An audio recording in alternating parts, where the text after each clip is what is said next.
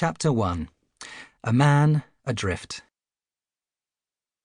It began in 1923, when Maxwell Knight agreed to meet a man called McGill.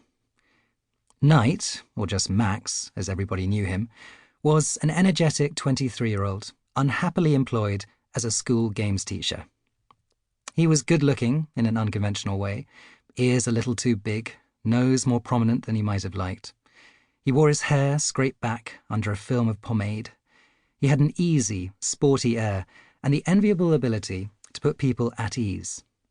Yet on that particular day, the day that he went to meet McGill, it is unlikely that he was feeling his usual relaxed self.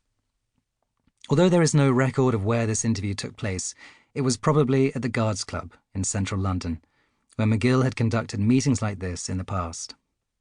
Entering the club, Max would have noticed the sudden change in atmosphere as the doors to the street cracked shut behind him. It was worlds away from the sweaty, swaying clubs of nearby Soho, where he spent most of his evenings. The air tasted cleaner in here. The lighting was sharper, more refined. It was quieter, too, the silence broken only by the hushed drum of his footsteps and the distant flutters of conversation. Indeed, most features of this venerable gentleman's club, from its polished neo-Georgian furnishings and Palladian proportions to the enormous elevated portraits of gimlet-eyed army officers, had been chosen to impress upon visitors the calibre and standing of the men who belonged to this military tribe. Usually, it had the effect of putting newcomers on edge. Making matters worse, Max had almost no idea what he was doing there. He had agreed to the meeting after a chance encounter at an event staged by the British Empire Union, a right-wing political group that campaigned against the spread of communism. Max had got into conversation with John Baker White, the son of a Kentish landowner.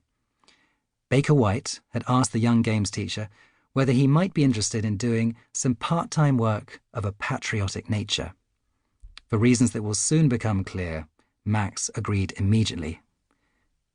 The man that Max was now set to meet was Sir George McGill, 11th Baronet and de jure 11th Viscount of Oxford, a square-jawed industrialist who was also a Freemason, a novelist, and a terrifying interviewer. Another young man who went to meet McGill in similar circumstances would confess that, except for an uncomfortable 24 hours I spent with the 3e Bureau, part of the French security service, some time later, I have never experienced such searching cross-questioning. Max had just walked into the job interview from hell for a position that had not yet been described to him. McGill's aim in the cross-examination that followed was simple. This no-nonsense, gruff industrialist wanted to get the measure of Maxwell Knight, to find out what this 23-year-old stood for, the type of man he was, and, most importantly, whether he could be trusted. All of us are guilty in job interviews of projecting a version of ourselves, or at least trying to do so. Max would have gone out of his way to present himself to McGill as an upright ex-naval officer from a good family, a young man who was patriotic, tough, and utterly trustworthy. In some ways, he was all these things. During the last 2 years of the First World War, Max had been an officer in the Royal Naval Reserve, having volunteered for active service at the age of 17. He had served on destroyers and converted trawlers, and although he did not see enemy action, he was thought to have done well and was promoted to hydrophone officer first class, finishing the war with the rank of midshipman.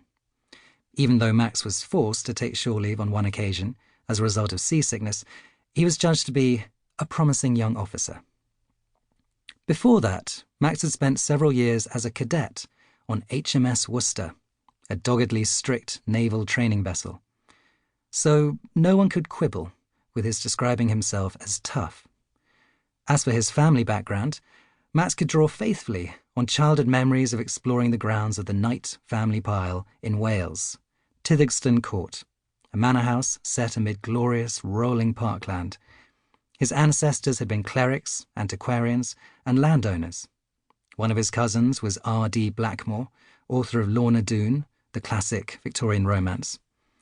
Although they were not quite landed gentry, the Knights had been men and women of private means and admirable reputation. When asked about his politics, Max could point